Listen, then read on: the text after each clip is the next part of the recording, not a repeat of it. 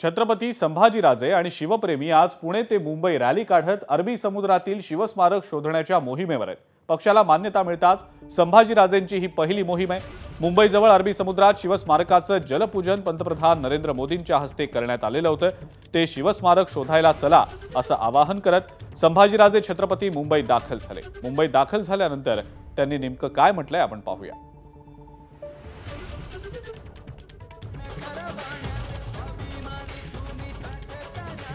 केंद्रात तुमचं सरकार आहे, राज्यात तुमचं सरकार आहे, मग काय हा प्रश्न मार्गी लागत नाहीत। नंबर 1, ज्यावेळी पंतप्रधान ते प्रामुख्याने छत्रपती शिवाजी महाराजांच्या अरबी समुद्राच्या स्मारकाच्या जलपूजनासाठी येतात, त्यावेळी सगळ्या परमिशन्स क्लिअर असल्याशिवाय 100% क्लिअर असल्याशिवाय ते येऊ शकत नाहीत।